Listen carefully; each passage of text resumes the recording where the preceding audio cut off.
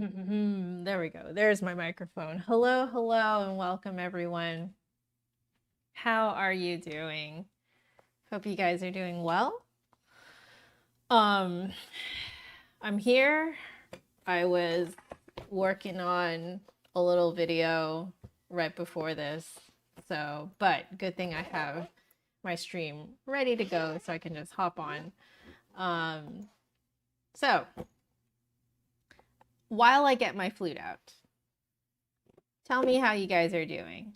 So Pauline says that can't join today, but you have to tell me how everything went at your practice. Candle and warm hand analogy works so well. Oh, that's great. I talked about that yesterday. Truly amazed at how much better it sounded today. Oh, that's great. You're so welcome, Pauline. So I guess you'll see this after the fact, Pauline. I'm really glad that worked out for you. I think I've really missed just being a giant nerd with you guys every day. I just noticed how much more fulfilled I feel being able to be just a complete and utter nerd for an hour and a half every day. It's the greatest. Rogue, how are you doing? Ruth, hello. You were just watching one of the other practices. Oh boy. And then now I'm live. Isn't that fun? Okay, so I will put this here. Nerding, I know. I think I spent a long time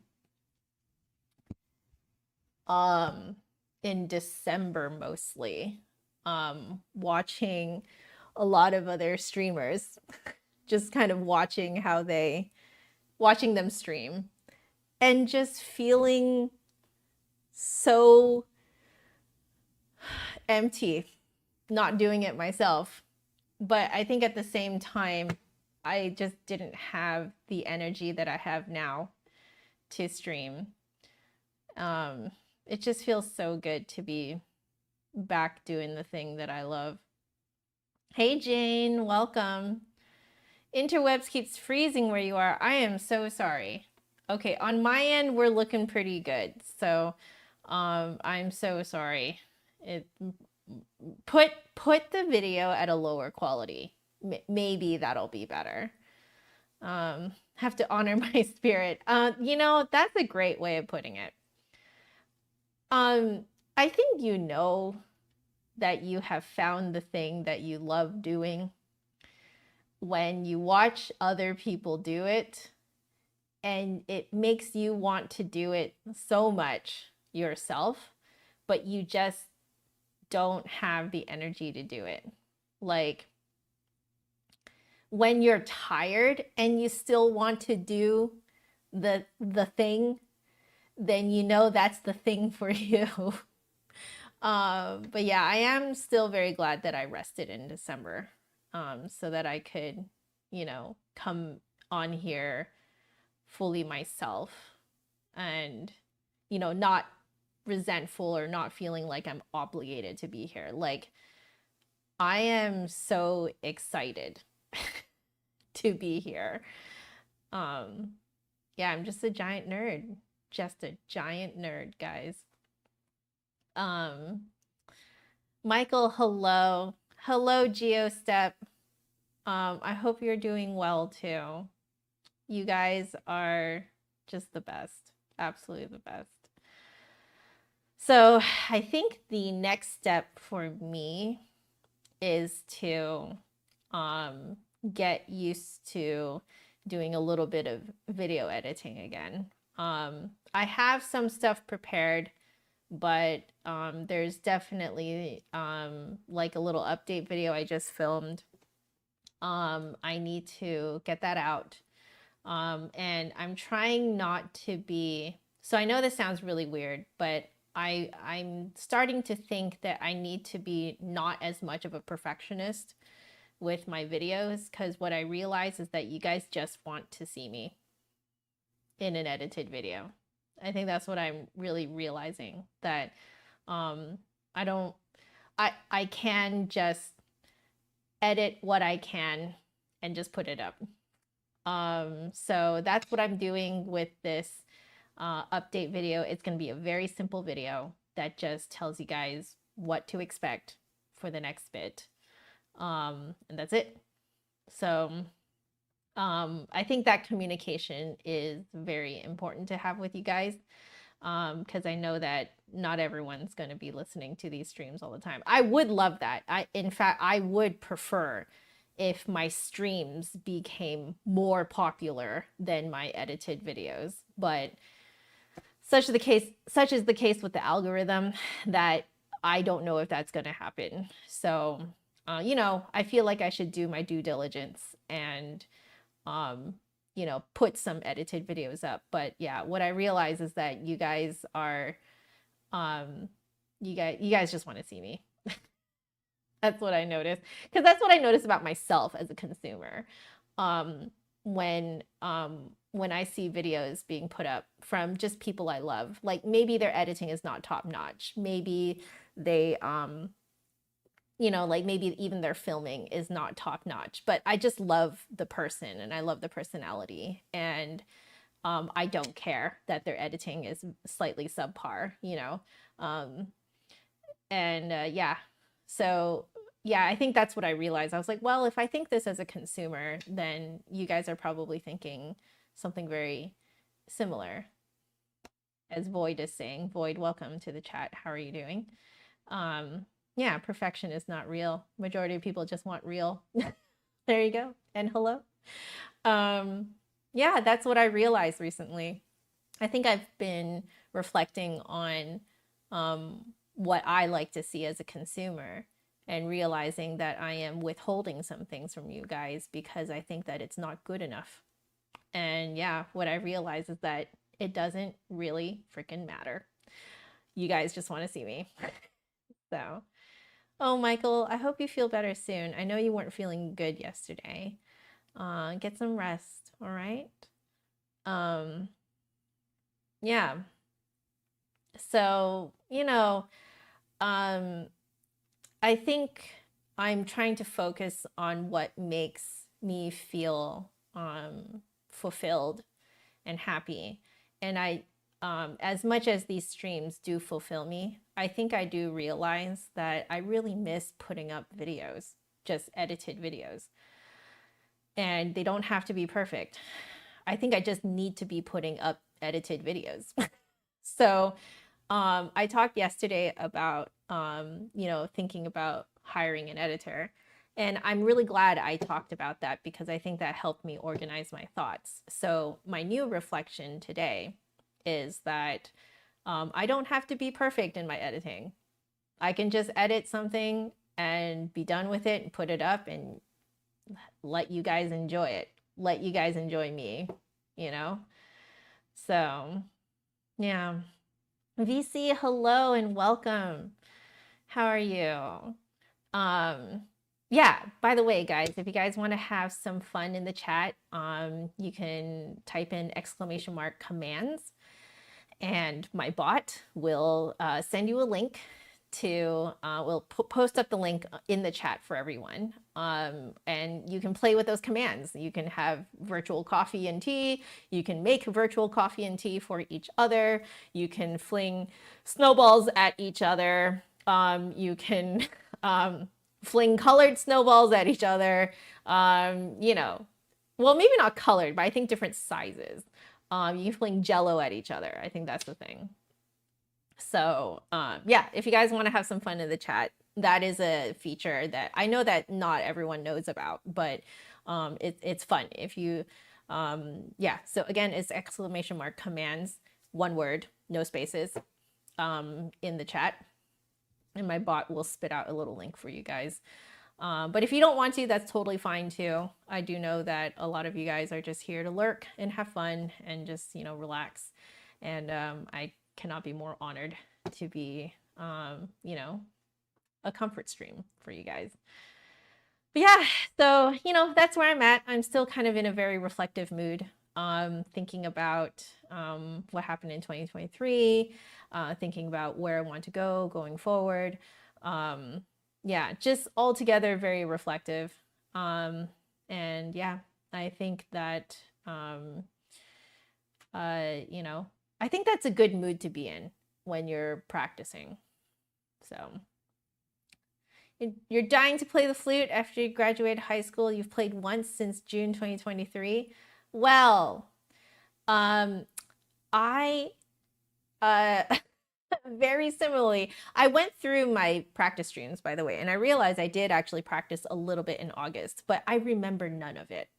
It's like it didn't happen. I don't think my mind was really there.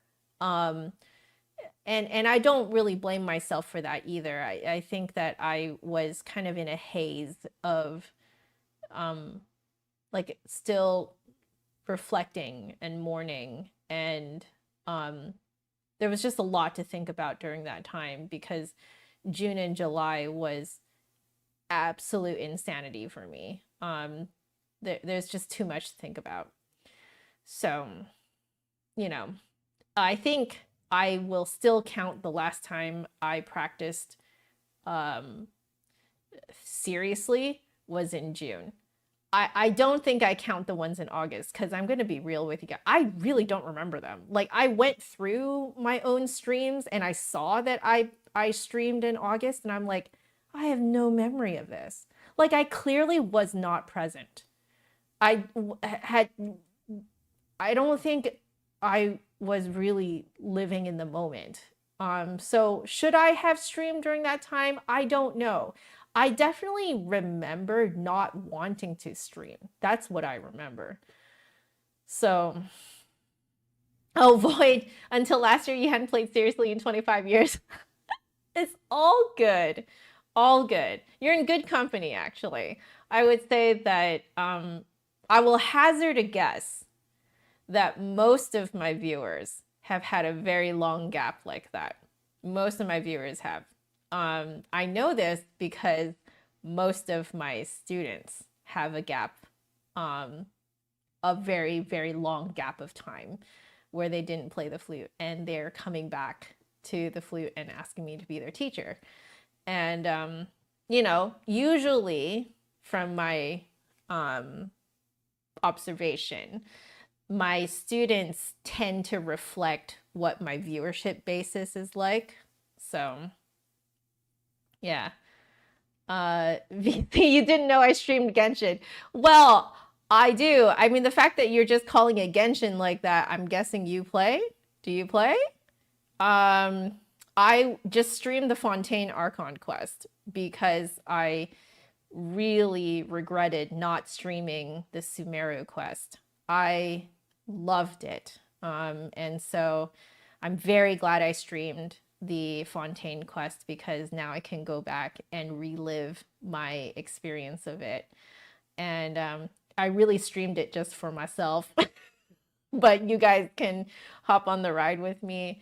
I do stop every now and then during those streams and I talk about, you know, whatever the story is reminding me of my own journey and my own life. I will share it. And so, yeah, Genshin has actually prompted me to share quite a few very introspective thoughts of mine regarding my career and my life and also the type of guy that I'm into. You know, a couple of you guys noticed that I have a fat crush on Neuvillette, and it's really because he's just like my real life husband. So, you know, like, you know, if you want to hear like more personal stories like that, that is where you can get more personal stories from me. Because otherwise I feel like I have no reason to tell you guys these fun little anecdotes from my life. Yeah. Deanna was the one who was like, oh, am I sensing a little like, you know, in-game crush? And I'm like, okay, fine. Yes. Machimunkichi, hello. Einstein, hello. Welcome back, you two. How is life? How are you? What's considered a long time not playing the flute? Whatever you consider is a long time. For some people, it's a few months. For some people, it's 30 years. It's all the same. It doesn't matter. we're all the same.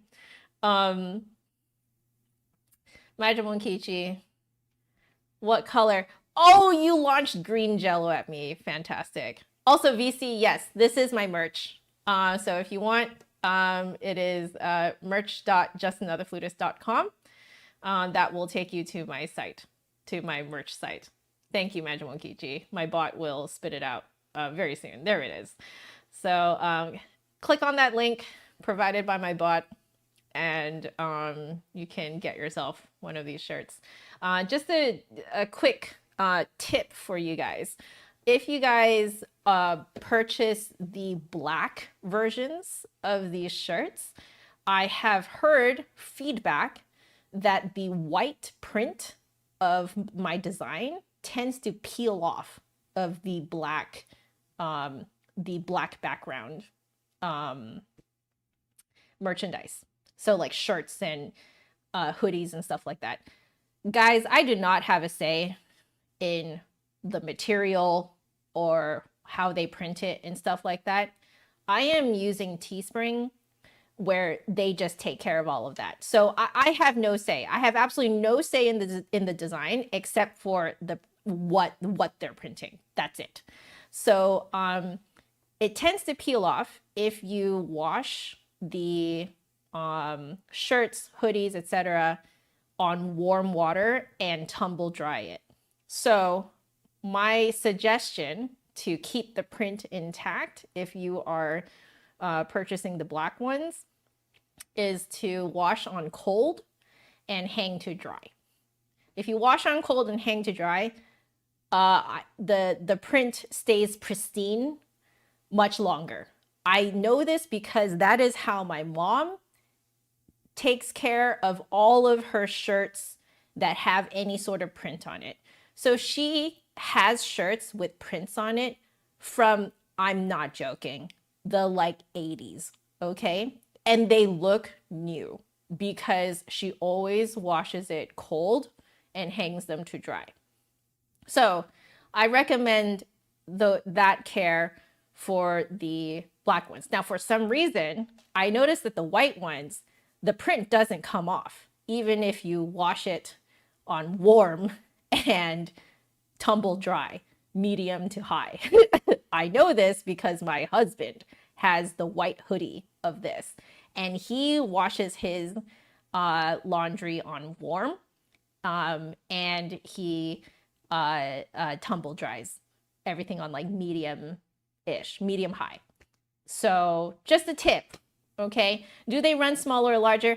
I noticed because they have the sizing chart. The sizing chart, pretty darn accurate, in my opinion, because I use the sizing chart to kind of guesstimate how it would look on me, and it's pretty on point. Yeah, so for the Canadian option, the sizes run a little on the small size. That's good to know. That's good to know.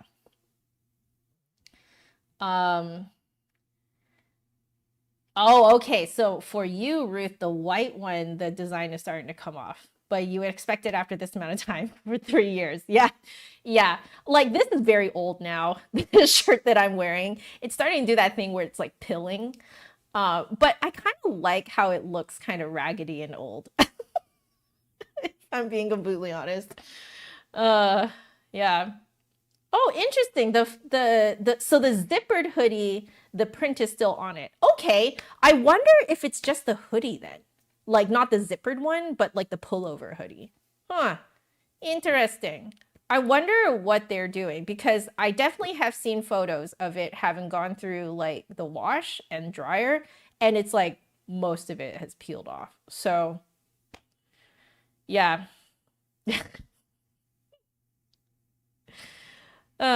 Anyway, guys, I should probably start practicing. It was really nice just kind of like catching up with you guys though. So let's get everything situated here.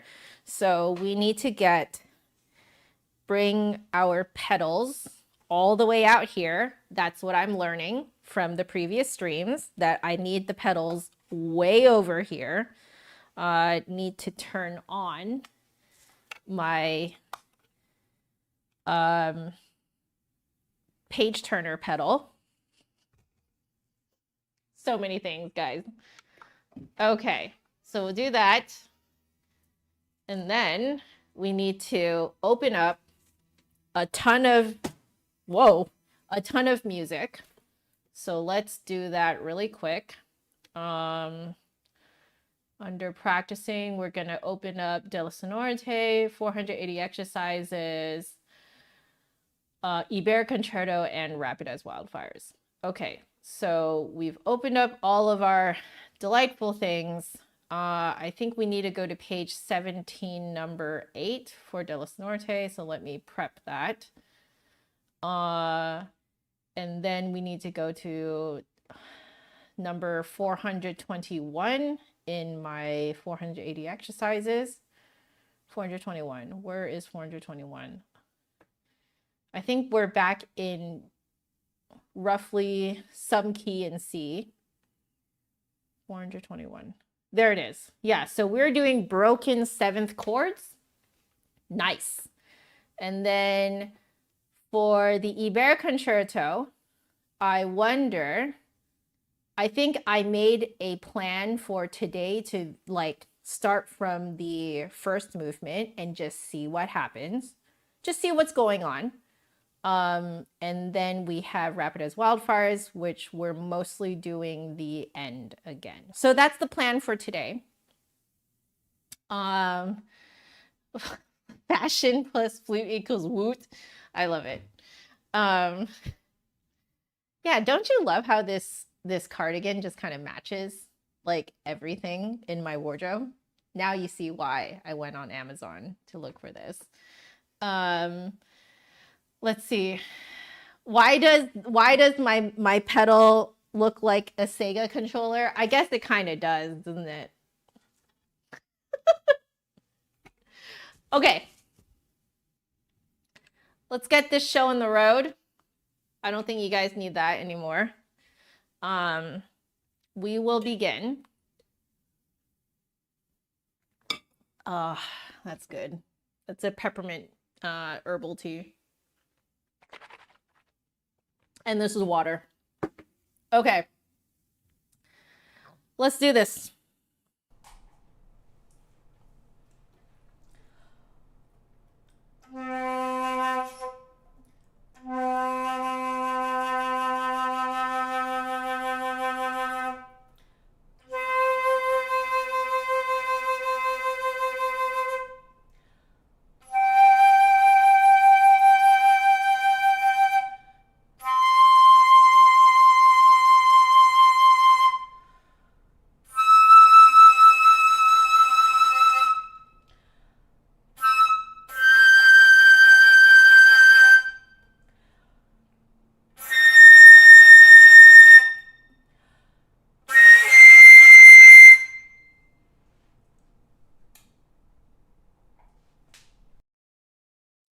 Okay, it's not too bad. It's not too bad.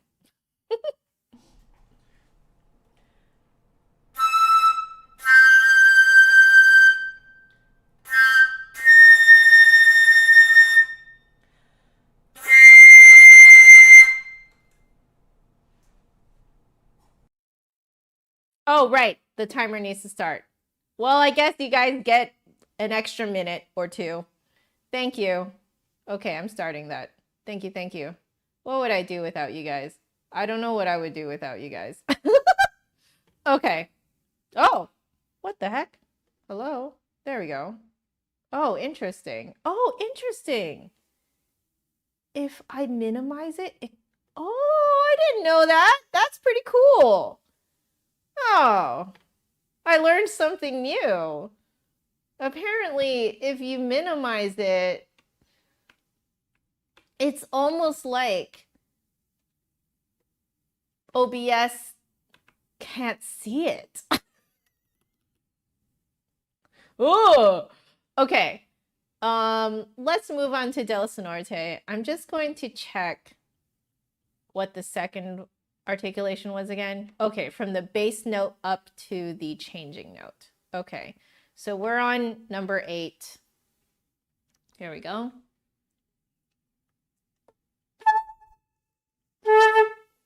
Sorry.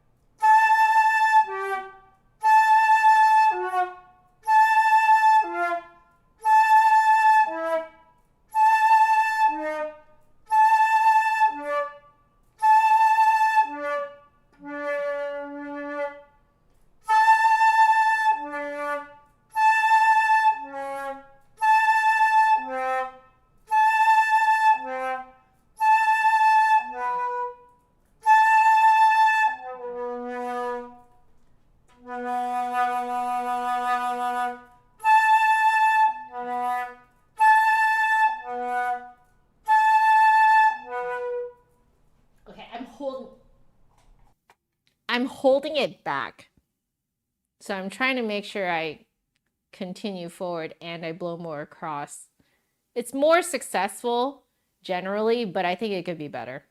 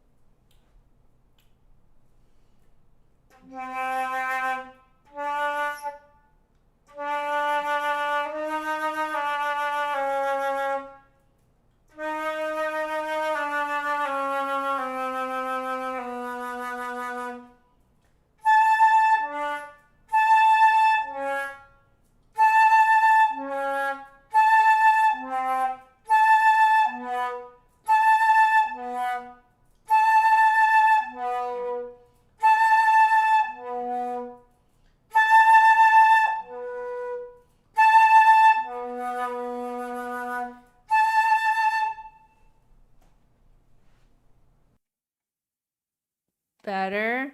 Let gut drop. Got it. Okay.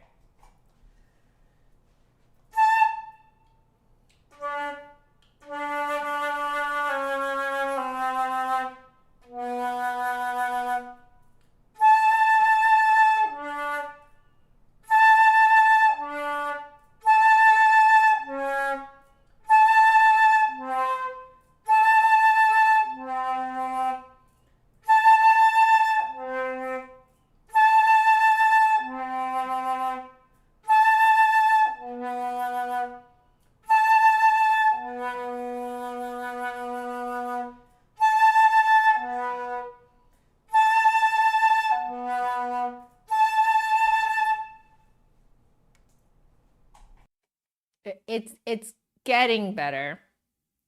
I want to work more on that, like keeping it keeping the gut dropped. I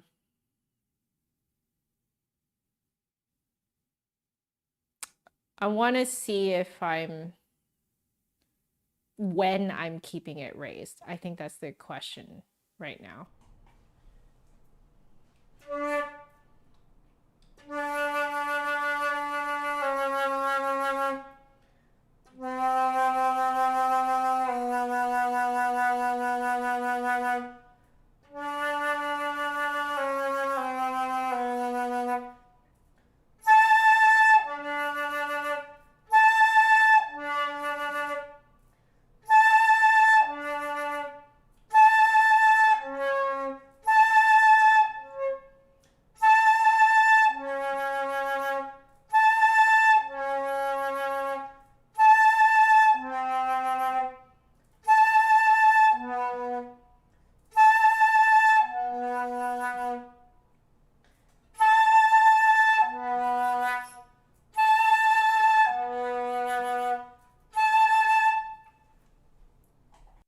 Yeah, I mentioned that yesterday, that I noticed myself focusing on the high note and less on the low notes.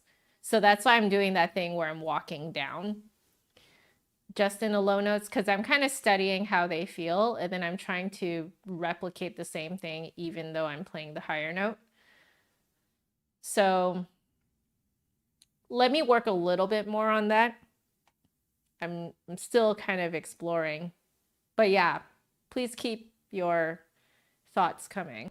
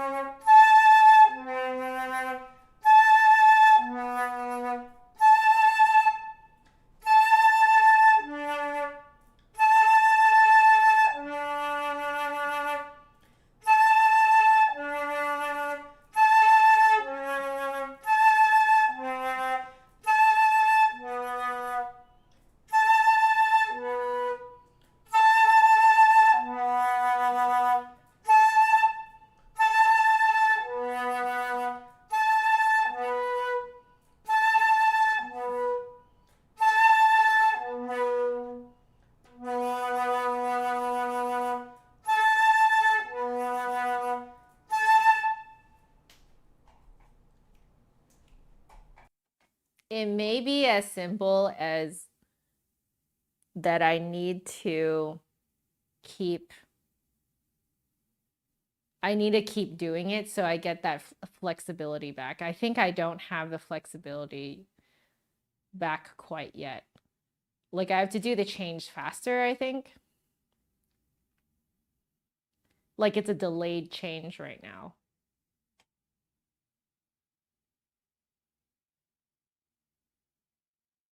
Oh, have I thought of my glasses as the line register for where you focus? Not quite, because I'm feeling where it's resonating in the mouth and I'm trying to move it. And I think I'm moving it too slow. See?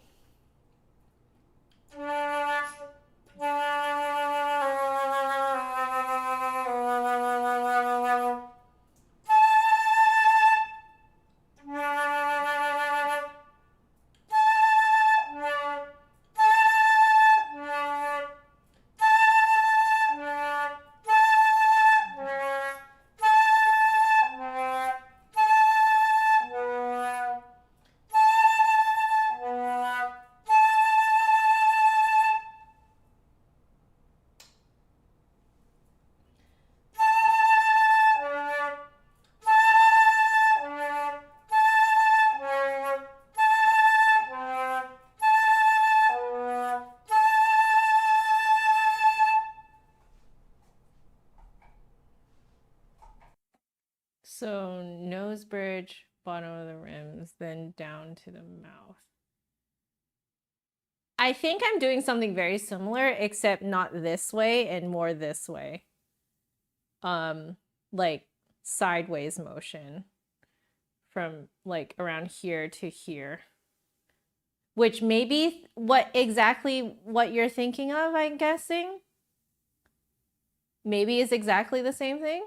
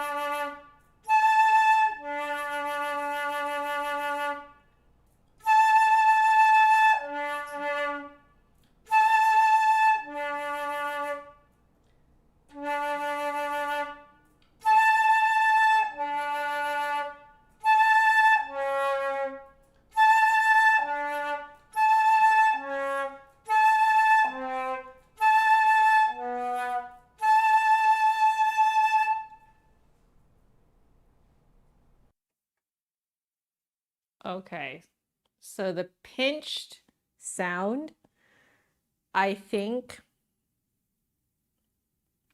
I'm just thinking out loud here. I feel that I'm not moving that point of resonance forward enough. Like I keep holding it back. I keep holding it back. And it's like taking me great effort to keep it forward, you know? And that's what's causing that like not open sound, that kind of like closed off sound. Okay, just a bit more and then we're gonna leave it.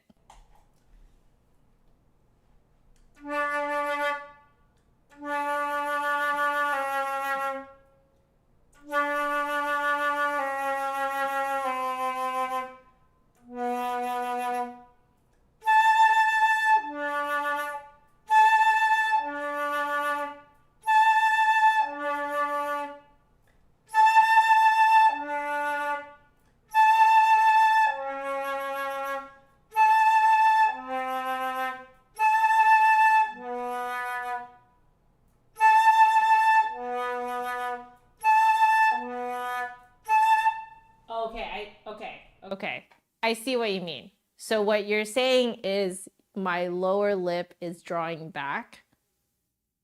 Okay, that is in line with what I am feeling is happening to my air, because my air is being held back. So that makes sense. If it's my lower lip doing it, then that must be what's holding it back. So I'm gonna try jutting my lower lip out a bit, like just to counteract that action, and maybe that'll hold it still, like so it can be nice and loose.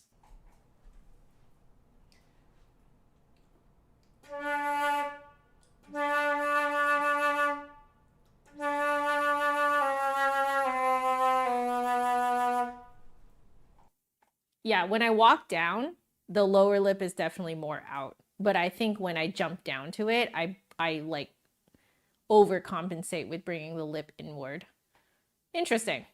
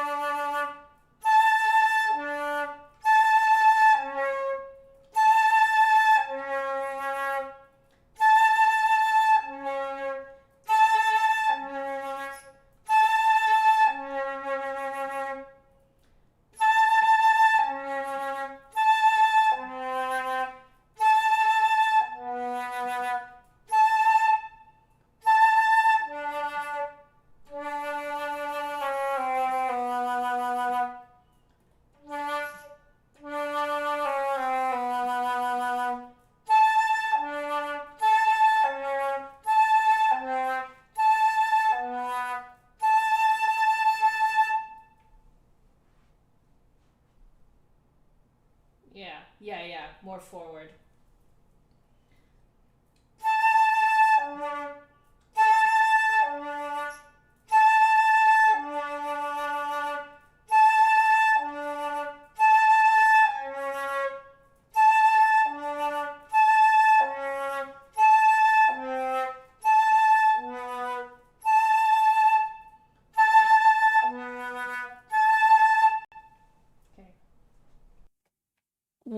we're getting there. It's feeling, I know what I need to do. I might have to wait till tomorrow before it really settles. Okay, it's getting there.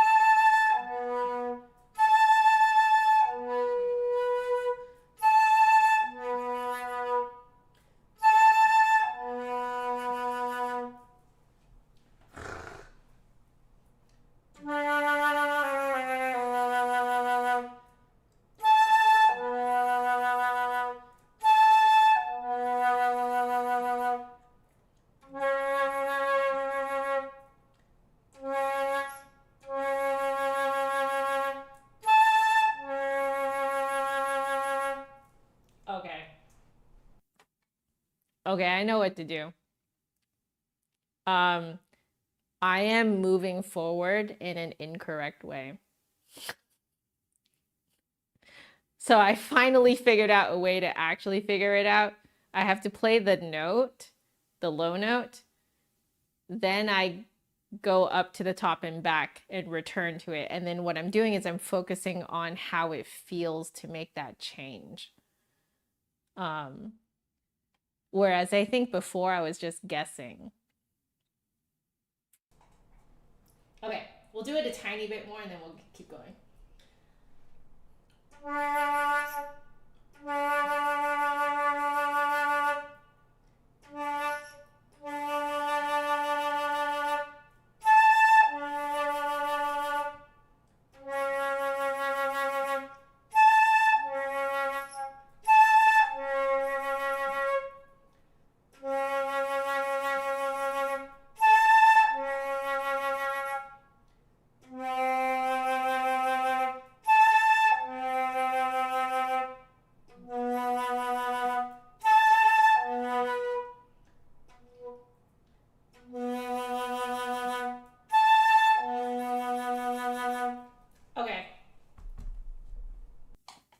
Okay, we came up with the exercise. That is an effective exercise for me to actually feel where I'm supposed to go.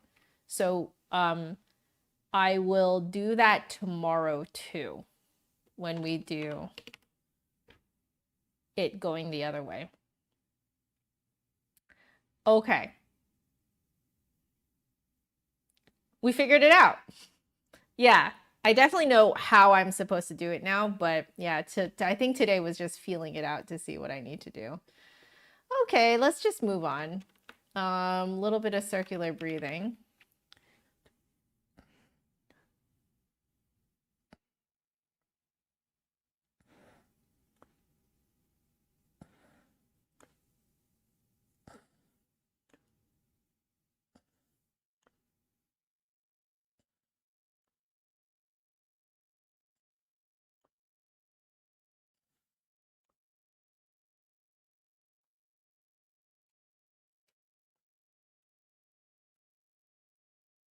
Okay.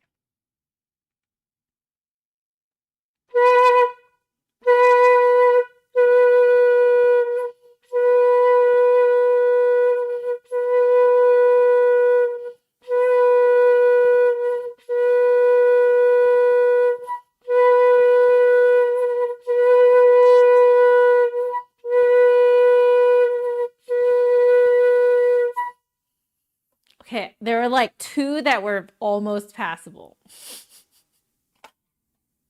almost passable.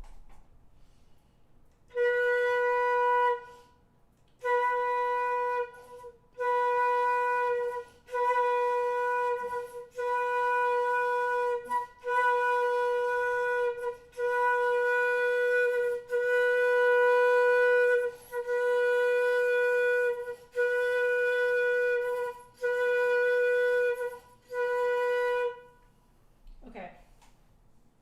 Now the question is, if I were to,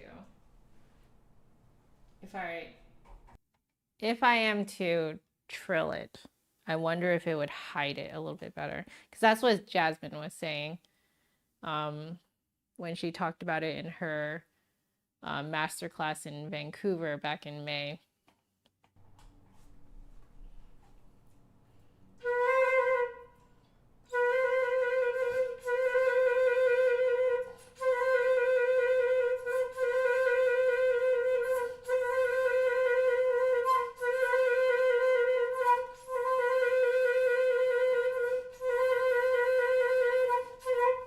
I'm still slightly cutting it off.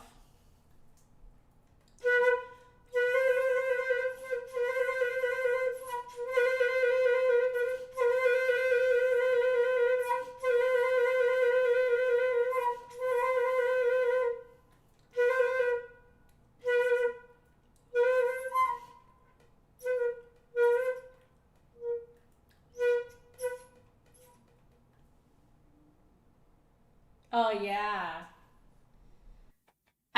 I wonder if that's actually legitimately one of the tricks, is to hide the circular breathing using dynamics. So when you naturally get softer, you take that opportunity to circular breathe. That's a good point.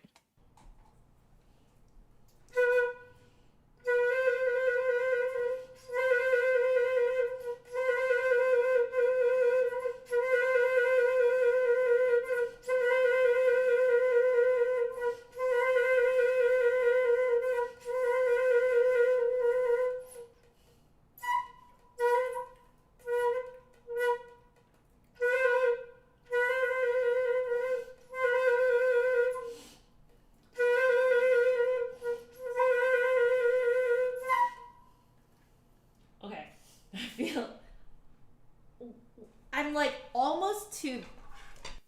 I'm almost there. I feel like I'm almost to the point where I can really start to encourage myself to take bigger inhales, faster, bigger inhales. I'm like almost there, but you know what? That's already a lot better than at the beginning of this week. So we're going to call it a win. Yay, I'm glad you don't have COVID, Michael. That's great. But make sure to still rest up.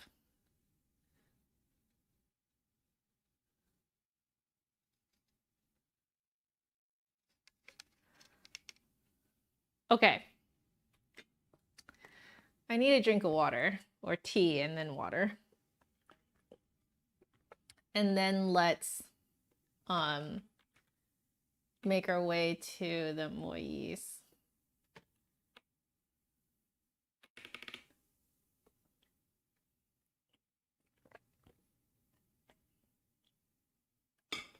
Okay.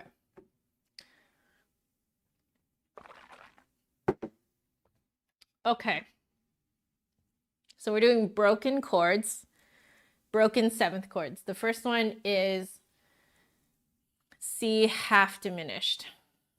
Okay.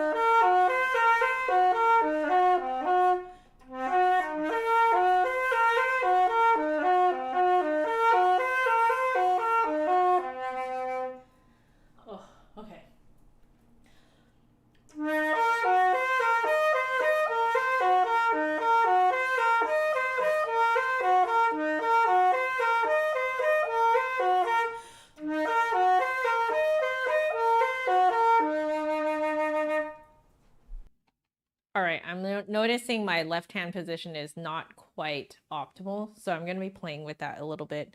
It just feels a little bit like I'm squeezing a little bit too much.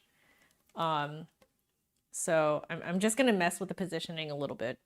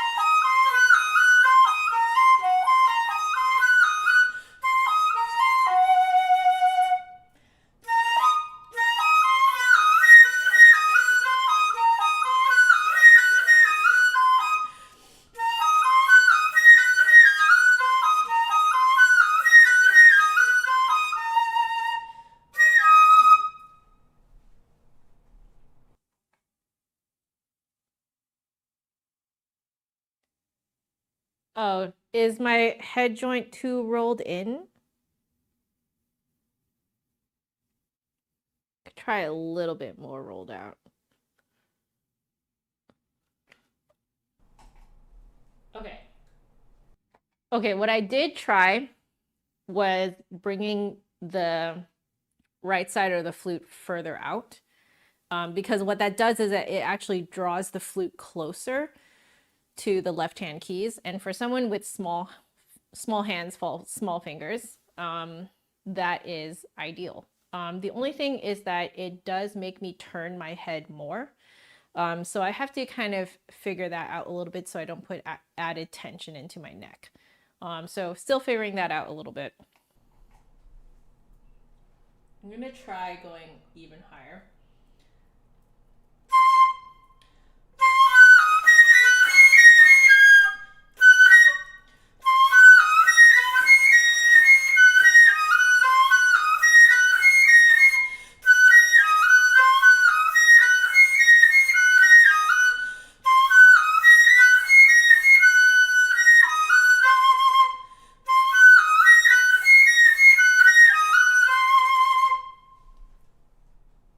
Okay.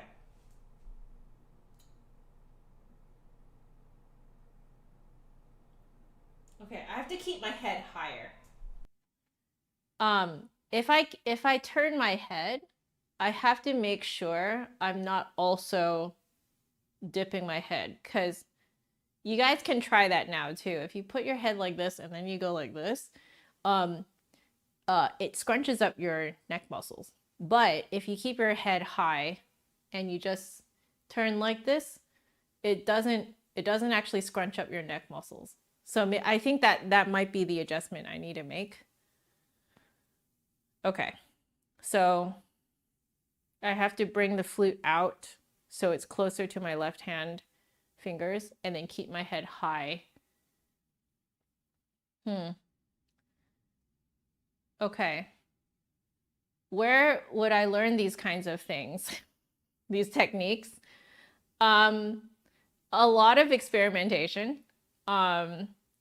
And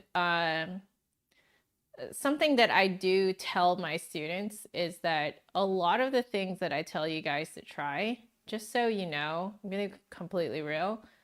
A good bulk of what I teach is not actually from what I learned in school.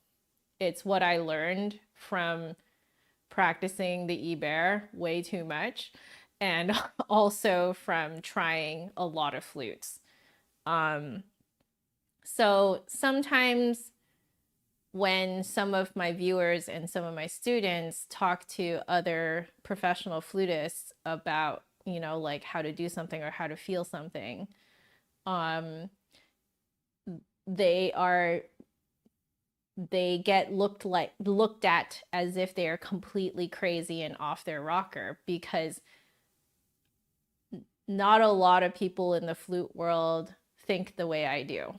I'm just going to be completely upfront and transparent with you guys, okay? So if you guys talk to your like most flute teachers about kind of like even what I was talking about yesterday, the difference between warm air blowing and candle blowing, no one else talks about that. That's literally just me. But there are bits and pieces from my like clues that have led to this conclusion, which it culminated in a flute review. Actually, it was a piccolo review, where I realized that this is how it works on flute-like instruments, and or at least Western flute-like instruments.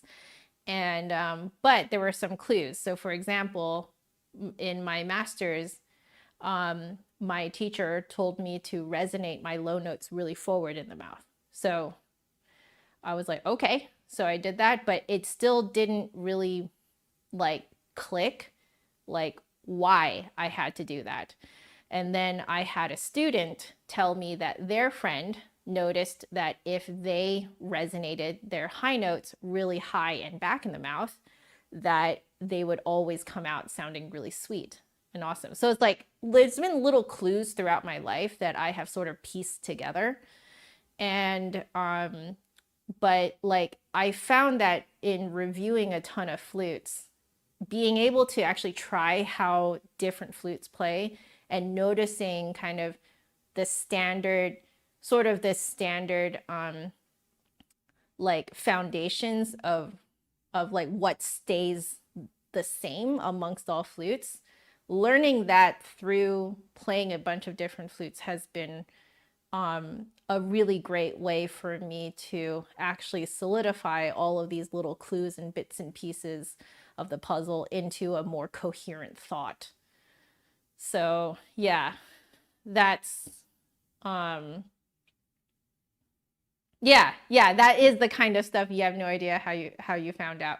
Yeah, exactly. So like there have been clues throughout my whole life that this is how it works on the flute, but it has never been presented to me as a full package, you know? So I've been the one trying to piece all these little clues together into a full package of like, this is how you play a flute.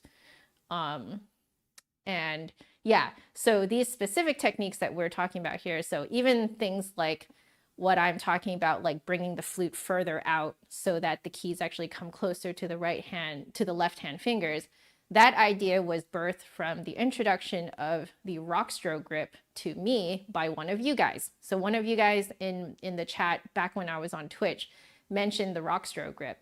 So I read up on the rockstro grip. And so this concept that I'm giving you guys here is actually kind of like birthed from that research. This idea that people who are shorter, who are smaller, need to have the body of the flute facing outward a little bit more because it actually brings it closer, especially to your left hand fingers. And it makes it so that you don't have to reach as far. So, you know, what I'm doing in these practice sessions is I'm experimenting with those concepts and seeing how practical they actually are on my unique body. Yeah.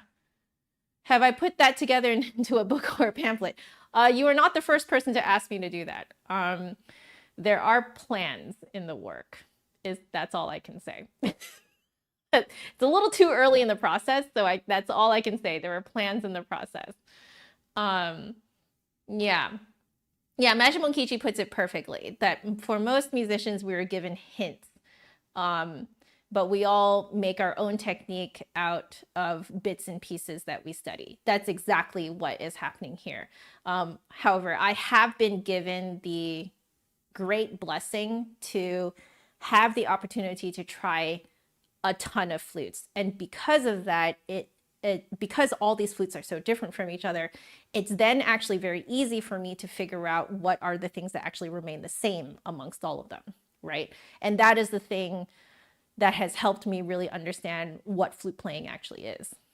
So, and thank you for linking that Rockstro Grip article. I think that is the exact article that I was reading up on, because I think, yeah, you was it Nicholas Flute? I don't remember who. Someone shared it with me here.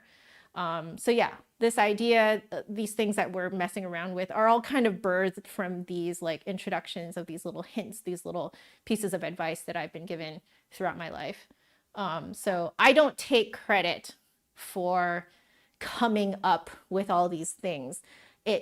All I've done is actually put the pieces together. That's what I've done. I haven't come up with it, but as a result, it sounds like I have, because now that I've put it together in a nice package, now when people talk to other flutists about it, it just has never been talked about like that in the flute world. And so people look at you like you're completely crazy.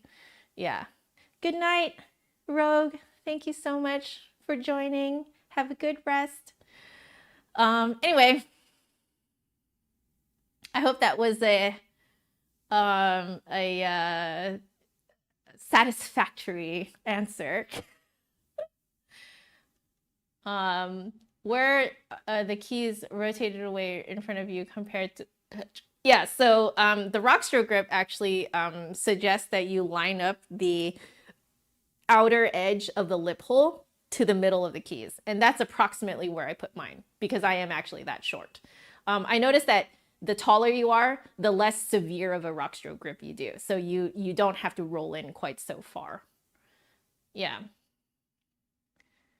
Yeah, there you go. I like the way Majimukichi put it, that like not everyone's puzzle creates the same picture or has the same pieces. Exactly.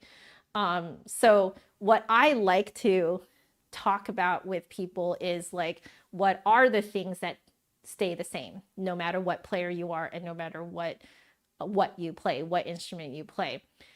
So we talk about those foundational ideas first, and then we build on that to find each person's unique way of playing.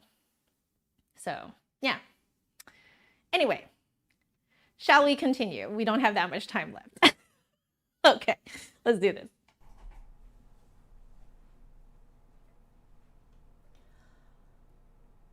Okay,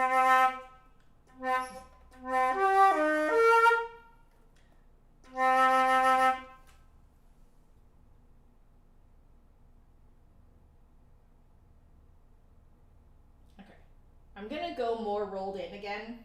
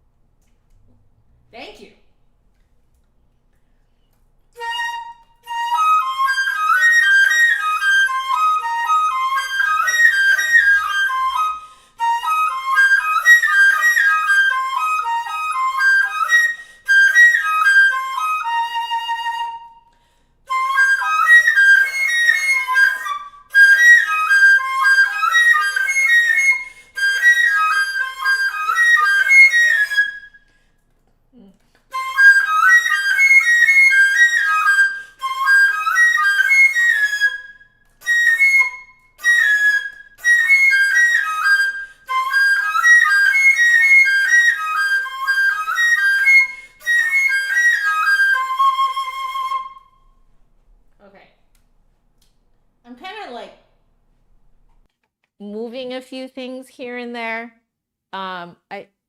So now the issue is I'm starting to feel a little bit of tension in my like tricep area here, which I don't want that.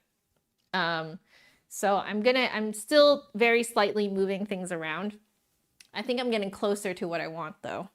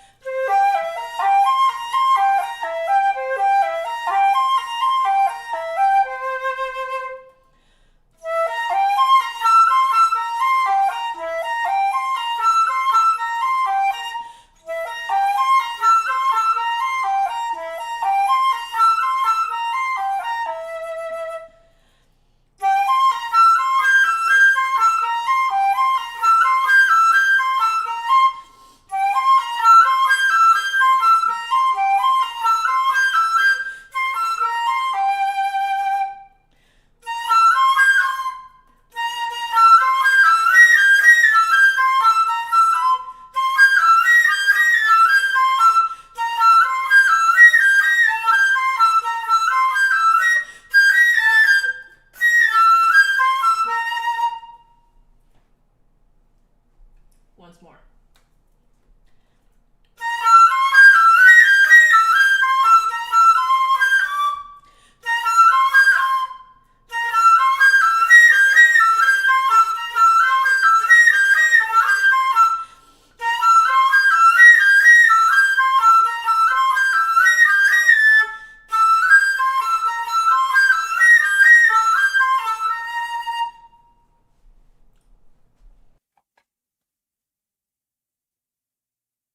F, G, start of the scales, the iffy point octave. Yeah, I am noticing that too, to be fair.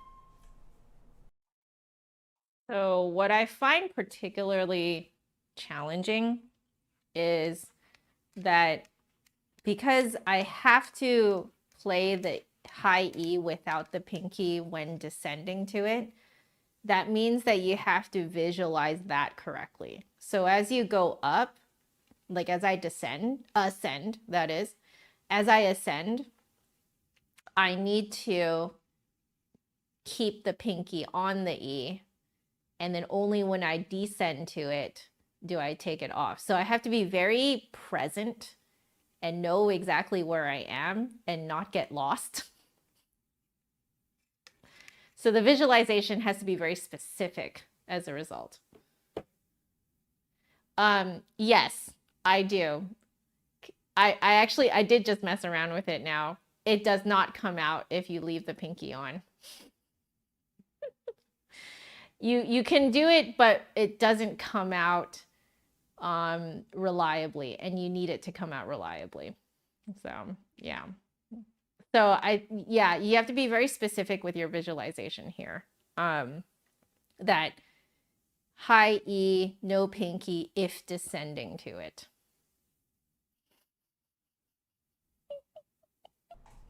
Okay, one more.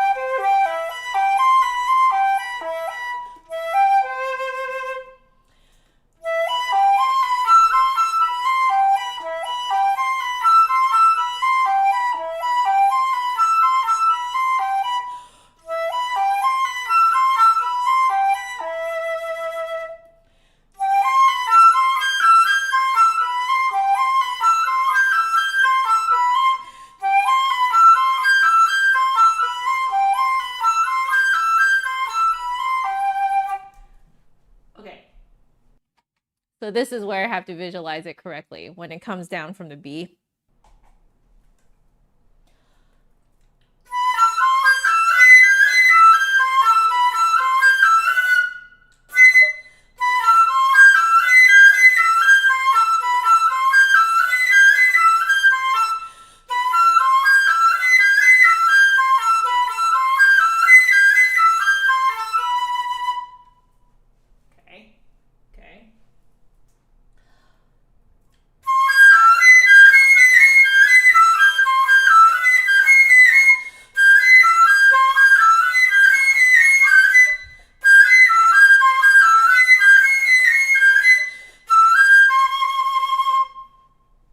Once more on that.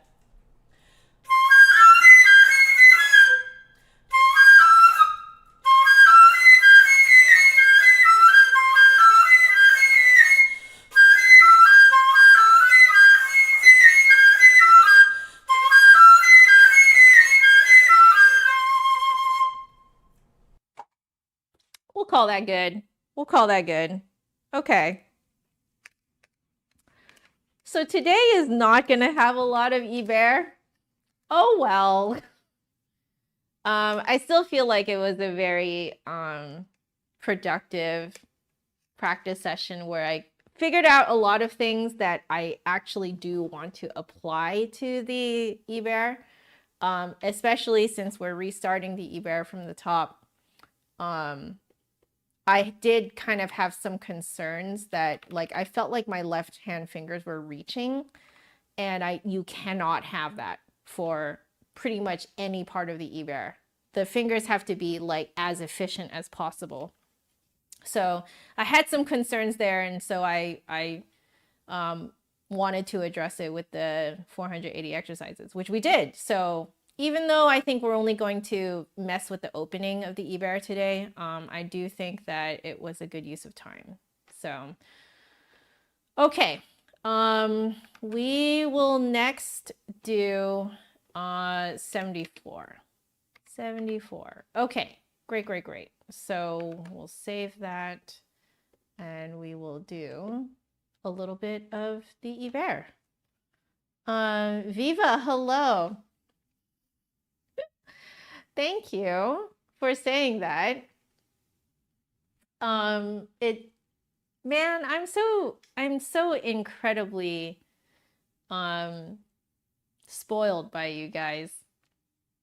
You know, do you guys know what it's like to be actively practicing and then like, you know, you feel a little guilty that you spent a lot of time on some parts and then not on the others. And then someone comes in and tells you that you did a good job and you got a lot done. Do you know what that's like? I just want you guys to know that is so nice.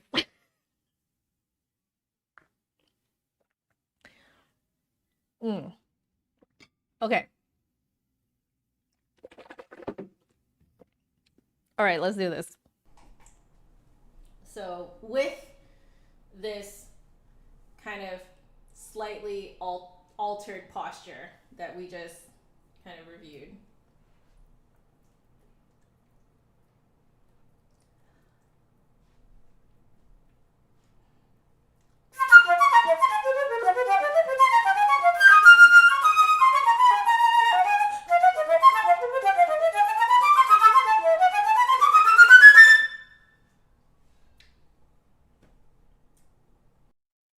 Okay. That was very useful.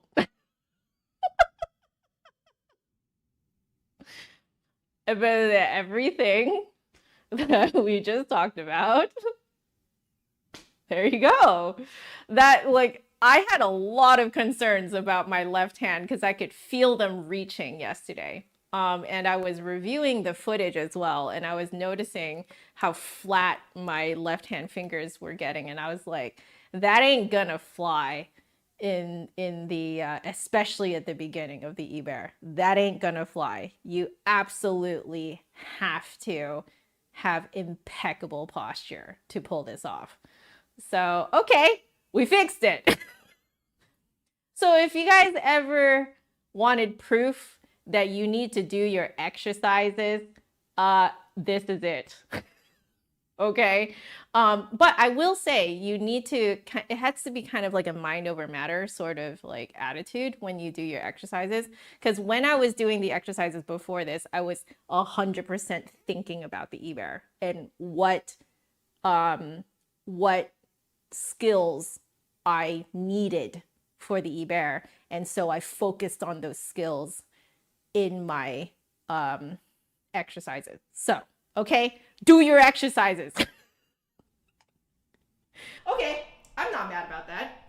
So let's keep going a little bit before we do a bit of Genshin. Okay.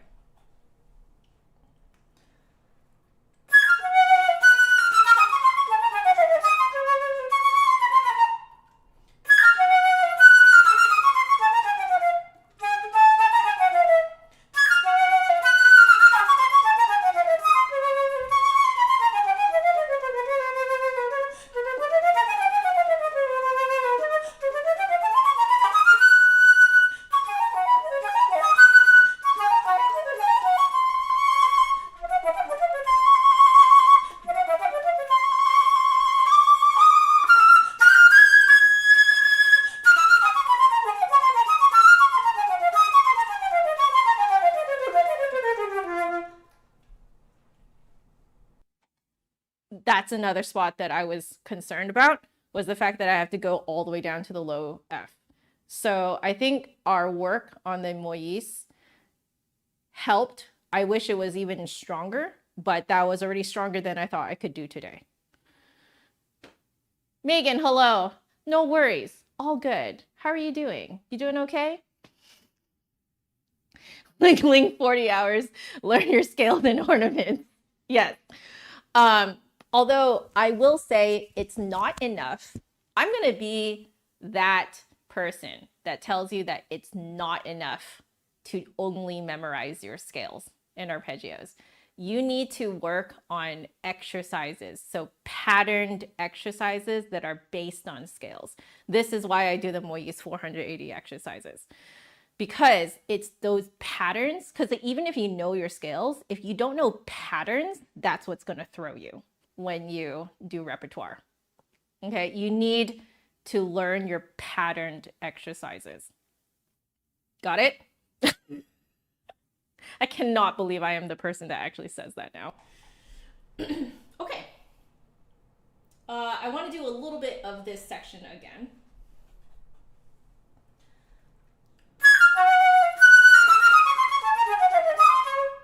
With a slower attitude.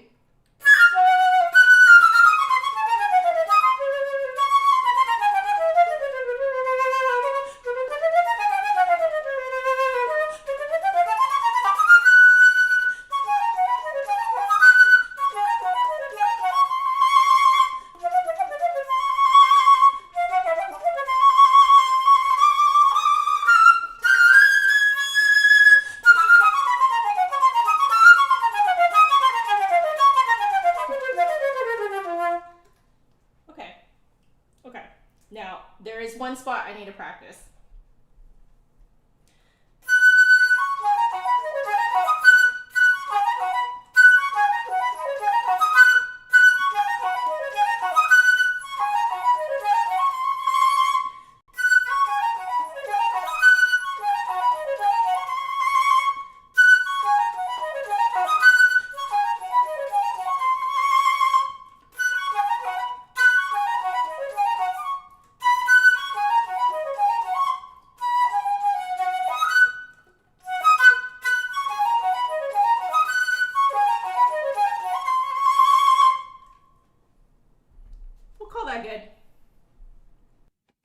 We'll call that good. Yeah.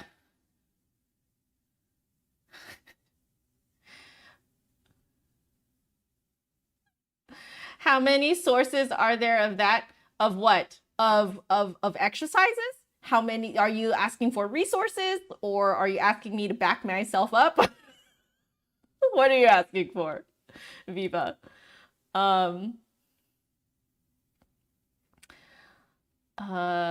Which, by the way, if you guys want, I know time's up, but if you guys want a fantastic technique book that makes you learn the scales as they are and arpeggios, but also makes you exercise the patterned versions of them in a kind of like a routine, sort of like a fitness routine way. I'm not paid, no commissions, nothing. But my friend Tatiana, the flute practice here on YouTube, has written an amazing method book called the Flute Practice Scale Book.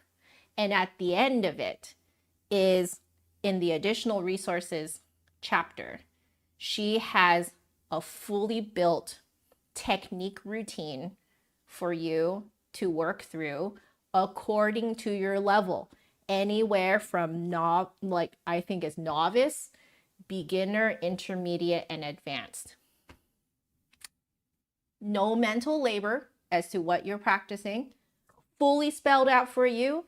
Every exercise is rewritten in the key that she's getting you to practice in that particular week, that particular day.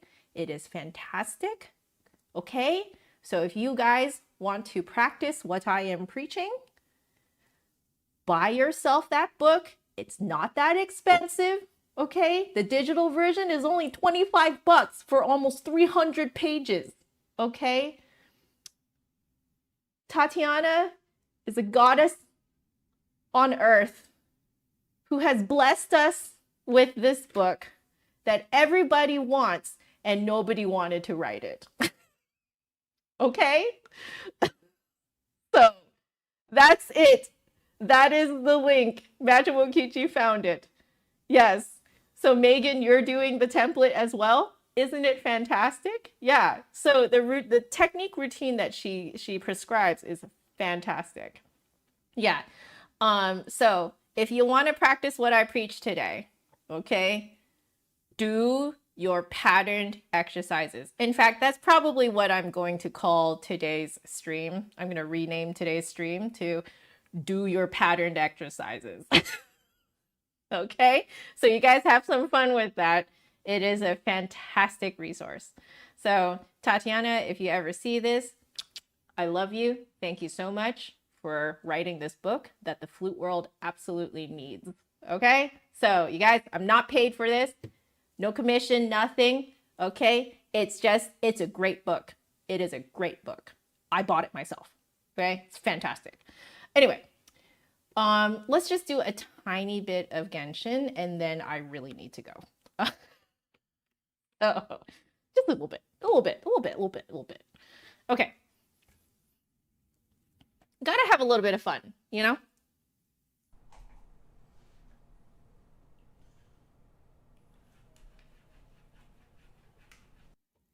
Exactly. Very similar to vocal exercises where like, you know, you do like the little different patterns, right? Yeah. Because this is what I've noticed among my my newer students. My newer students all know to do their scales, but what I'm noticing is lacking is the patterned exercises.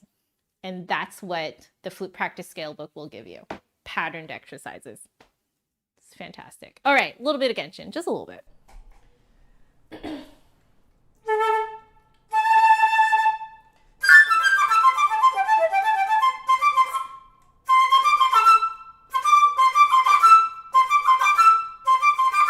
Yeah, there's a little bit of left hand nonsense going on there.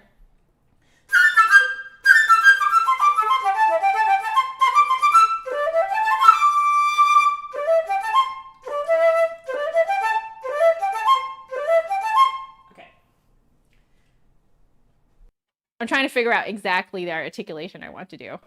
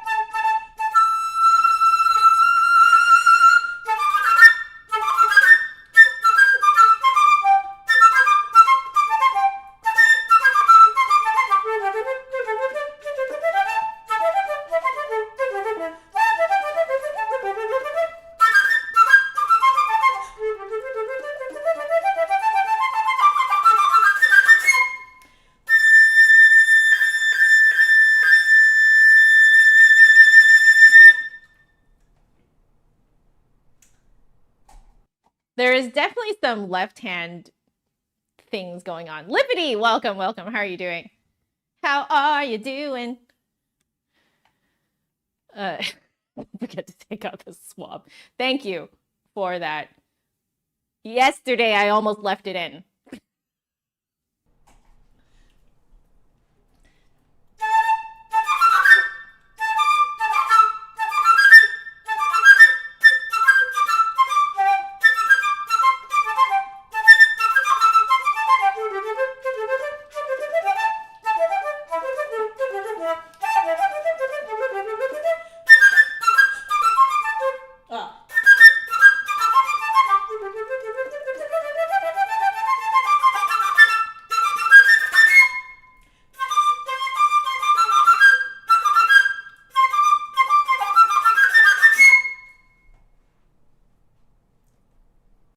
A little bit of practicing there.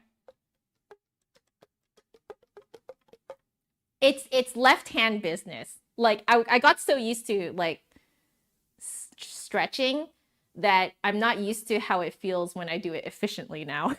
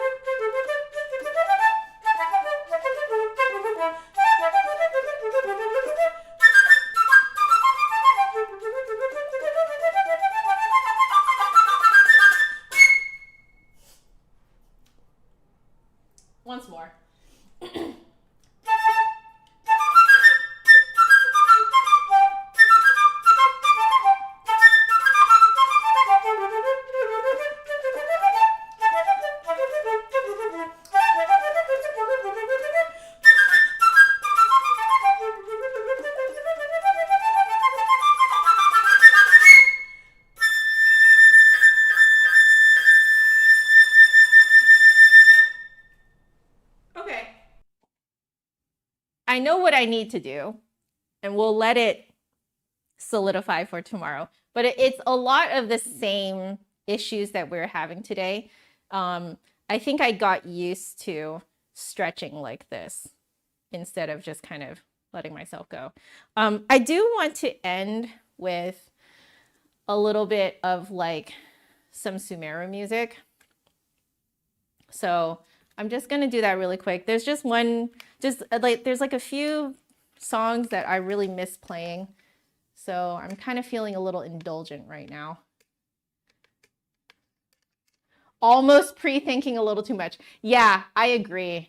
So that's why I just kind of wanted to leave it.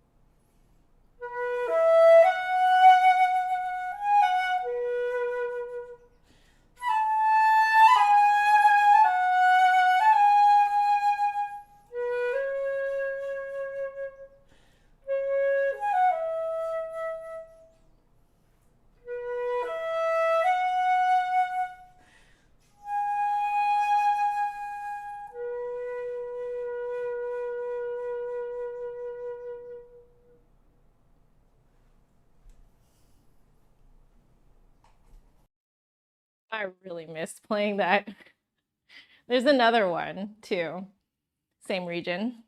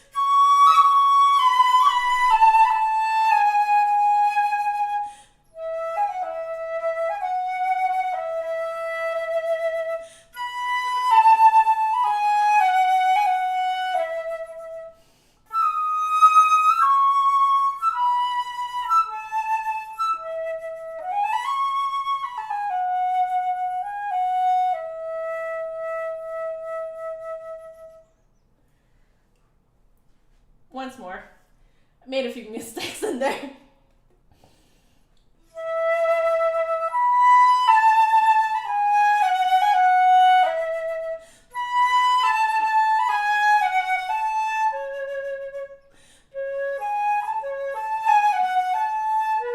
Oh, that's how it goes. Okay.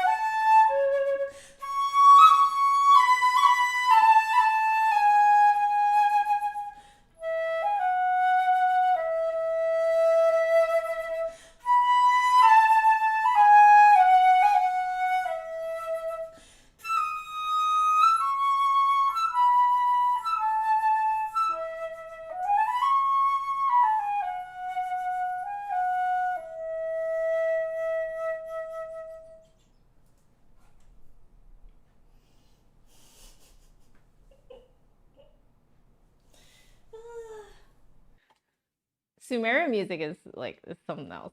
And then I think the other one that I really miss playing is Ayako's theme. So this is in Inazuma.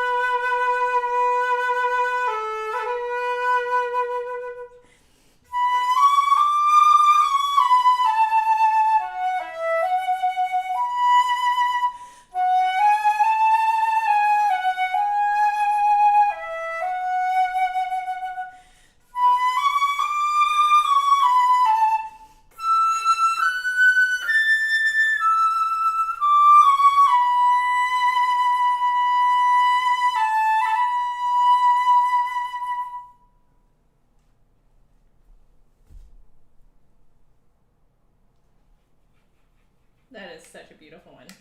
And then this next one is also from Inazuma. It's a really sad side story. But I played this as a goodbye to the hotel staff at Interharmony International Music Festival in Italy. Let's see if I remember it.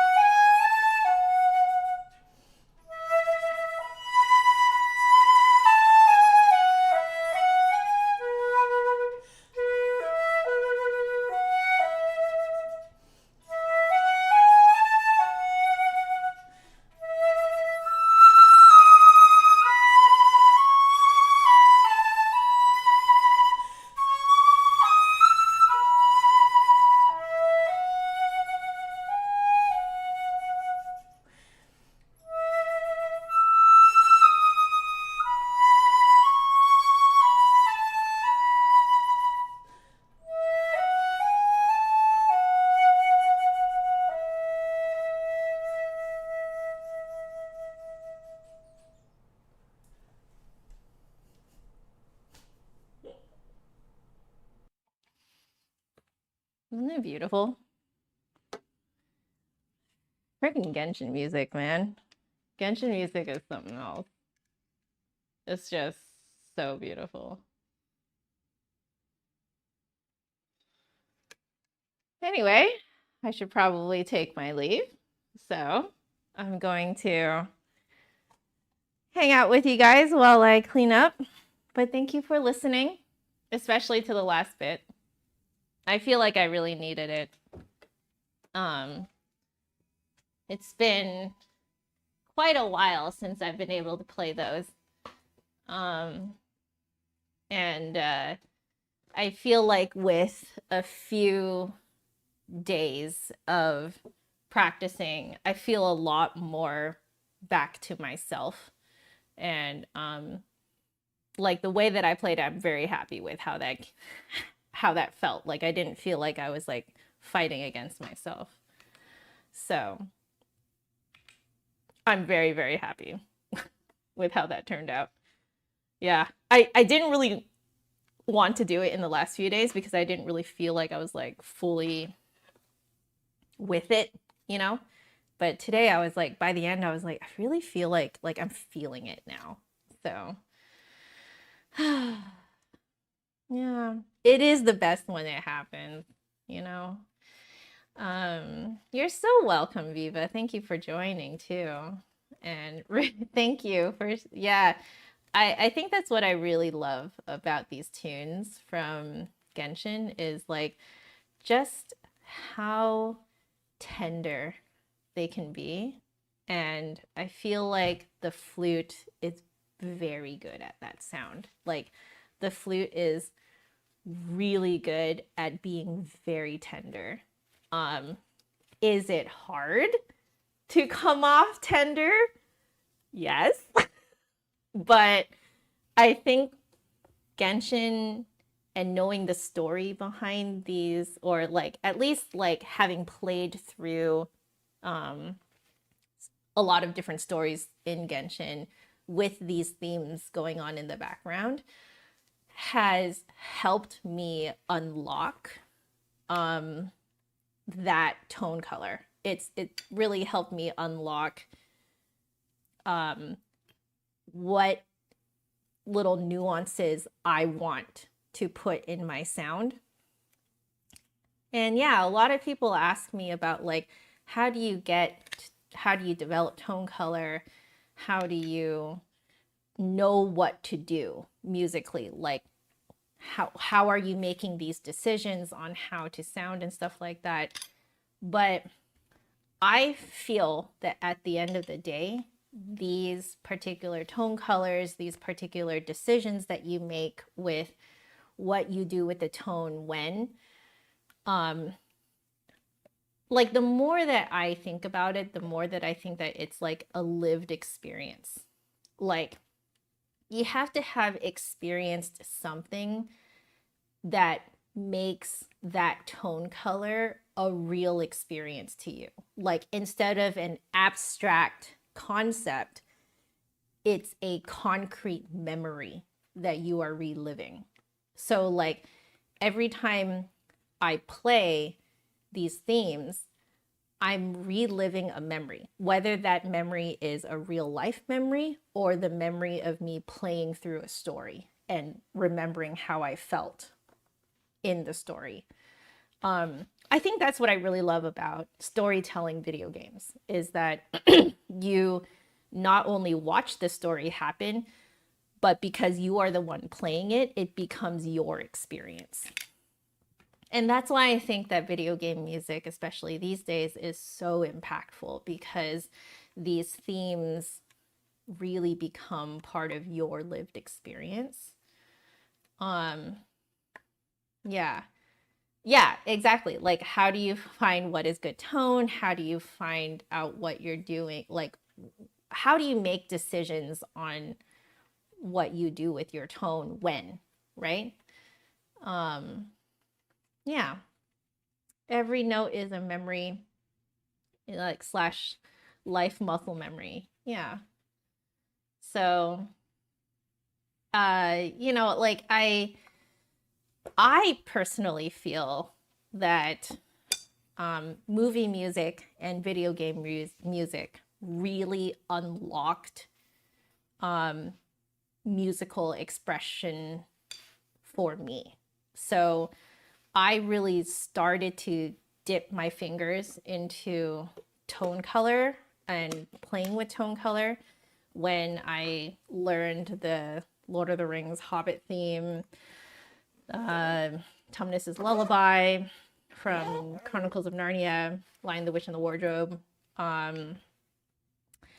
There's a really beautiful theme from Treasure Planet. Treasure Planet is such an underrated movie. It's gorgeous, gorgeous music. And very, like, there's a lot of emotion packed into it. Yeah, I think that's like kind of the common thread amongst all of the like movie music and video game music that really touches me. They tend to be stories that are really impactful and they they really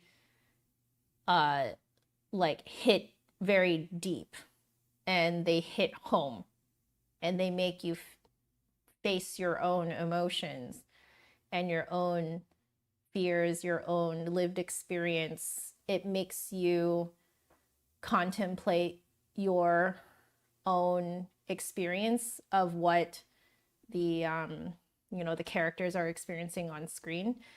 So, which is exactly what I did when I was playing through the Fontaine quest, the Fontaine Archon quest, which is up. It's archived here on my YouTube channel. So if you guys want to have a little bit of background noise and watch me play through a story and share my stories that the game reminds me of, you know, you have that for whenever you want. But yeah, like I think that has really unlocked expression for me. And I'm now able to put it into big classical pieces like the Ibert, which I can tell you I could not do that before. No matter how hard I tried when I was in university, I just could not play as expressively as other people. Like, it just felt like there was a wall that I couldn't break through. It felt like there was like a ceiling that I could not get above, you know, because I just couldn't unlock how to just know what to do with like the flow, the direction, the momentum, the like change of tone colors. Like, I think I was so wrapped up in trying to play it right that I like didn't feel that I could let go and open up and just feel, you know? Is that possibly a reflection of me shutting down and not feeling my actual real life experiences? Probably. I definitely had and sometimes still have that problem where instead of fully feeling through my emotions, I tend to shut down. So that could be something for me to figure out in therapy. But like, I do feel like with Genshin, the music has truly helped me open up, you know. What is right? I know, right? But like it was just so drilled in my head that like I felt like I was playing everything wrong all the time when I was in university. Yeah. Yeah, what Ruth is saying. Exactly. Sometimes because of trying to perfect the craft first, it blocks you from actually like really just letting go and feeling, you know. Yeah. So I have had a lot of students ask me in lessons, like, how do you know what to do expression wise? Um, and it's so hard to say, but I just know that when you come across a piece of music that is tied to an experience, and you just can't get it out of your head and you have to play it, and you learned through playing it how they're messing with tone color and stuff like that, dang, that just unlocks a floodgate, you know? Greg, hello. That was you in the jazz program at university. Was it the letting go part or was it the clamming up part? Because for me, I definitely clammed up in music school. I clammed up, and because I just felt like I was doing everything wrong. And yeah, so I think about how I play music now and I'm just like, wow, like what an insane difference. And part of it is really because I think it's because I took the time to heal my relationship with the flute. And yeah, I think it's reflected in the fact that I can actually let go now. You were the clamming up part, Greg. Being told everything you're doing was wrong. Yeah, you were doing classical music and taking jazz classes on the side, and it was brutal. Oh, I feel you. I feel you. And Ruth, I feel you on the embouchure and the posture thing, the back thing. No, I feel you on that. I feel you. Um, yeah. Um, I think that that is probably one of my, I'm just going to say it's one of my greatest criticisms of classical music programs, classical music undergraduate and graduate programs, is there tends to be, and I'm not saying everywhere is like this, but a good chunk of classical music programs are so busy trying to churn out good players that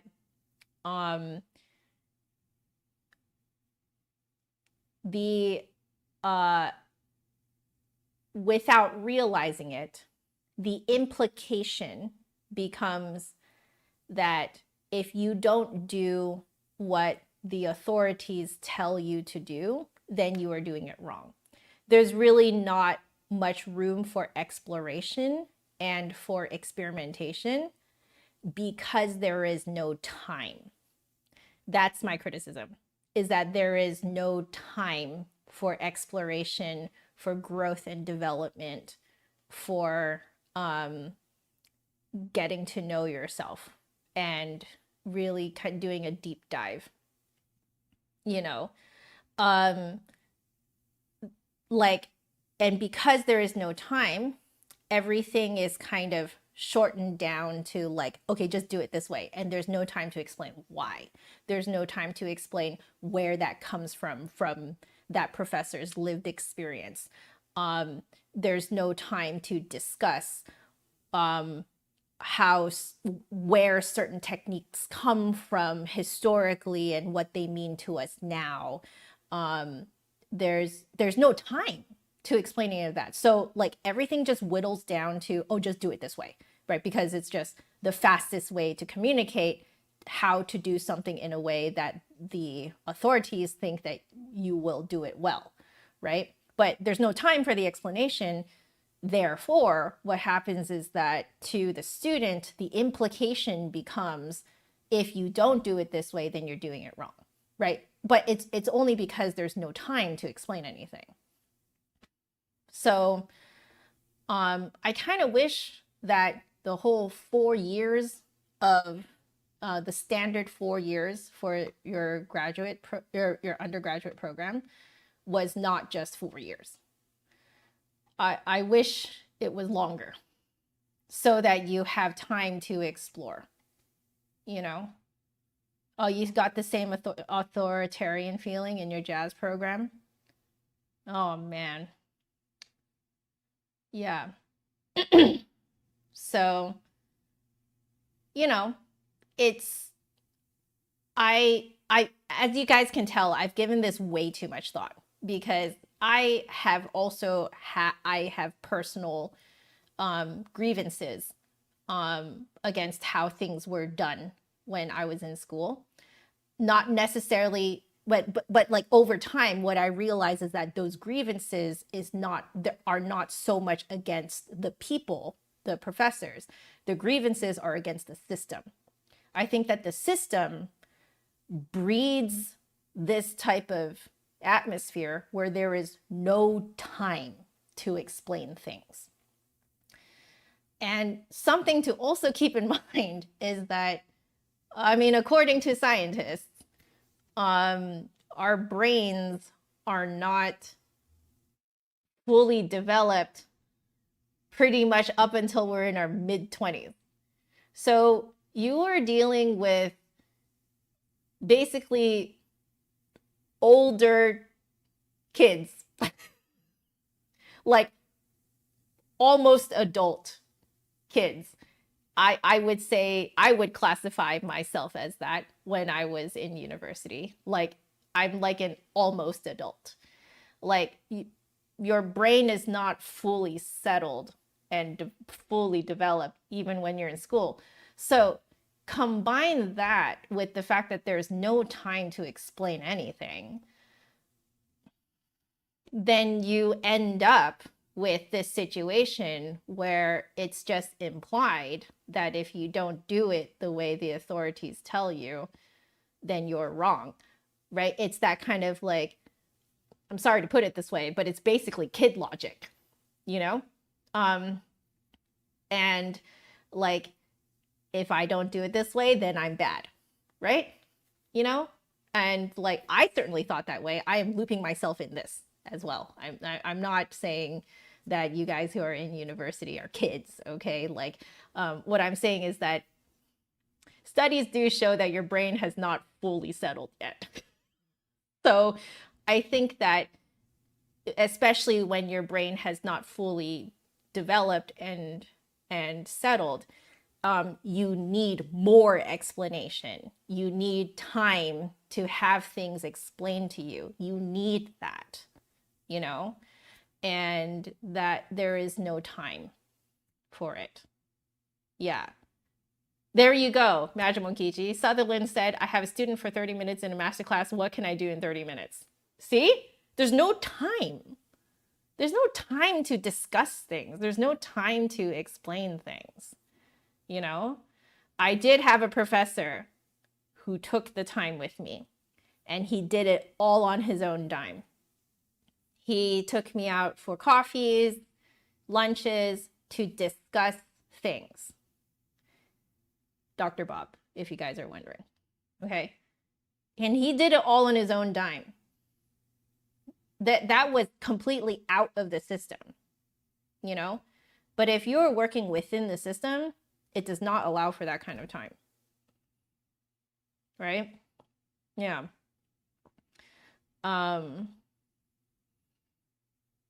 Yep. There you go, Ruth. You think that a lot of kids feel like they're bad at something when maybe it's not them. Yep, it's the limitations of how education happens based on the factory model. There's a whole history. That's exactly what I'm talking about. That's exactly, you've hit the nail right on the head. That's exactly it. The most important parts of our life create our hearts and in our connection with other people, but those two things are not the focus in education, and yet that affects everything. Yep. And everyone hears things differently, but the time thing sort of gets in the way. Exactly. So everyone like interprets things differently. There's this kind of like perception fallacy, essentially, and there's no time to deep dive into whether your perception of something is even correct. You know, and then people can just go through their life thinking that it's, you know, something, you know, like works this a certain way, you know, and then maybe they'll never figure out why they can never figure something out, right? Because maybe they don't even realize that their perception of something is like crazy, right? Yeah. Oh, what a wonderful professor. How do you want to play this? Your flute teacher asked you. My master's level flute teacher also asked me the same thing. She was like, she straight up told me, like, pretend the rest of the world doesn't exist. Like, are you trying to play this correctly, or are you trying to play this the way you want to? And I was just completely blown away.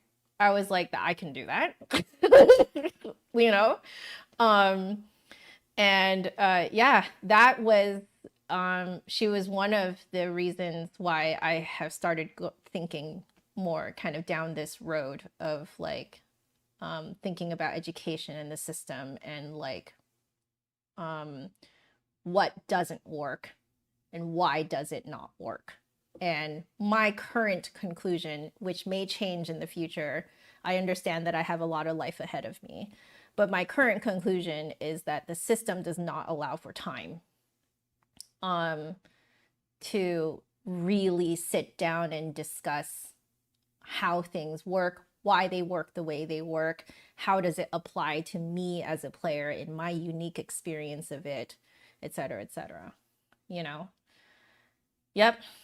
Kids get grades and then they're judged by that. And then a lot of times their futures are even determined by it. It's just such a travesty. Yep. Yep. Like the best teachers are the ones that you remember actually cared about you. You know what I mean? And yeah, it's just time is what it is, you know?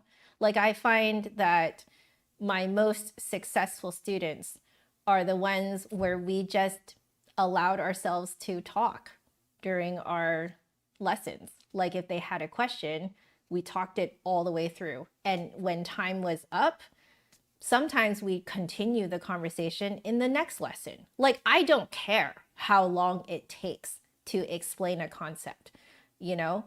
I will actually do it now. I don't care, especially now that I have come to this conclusion that time is what is like the biggest difference here in terms of whether or not someone truly understands what's going on, right?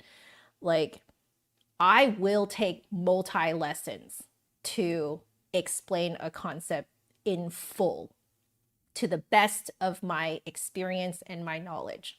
Like, I realize that the only reason why I would withhold information is because I think there's not enough time to share that information. Time and connection, exactly.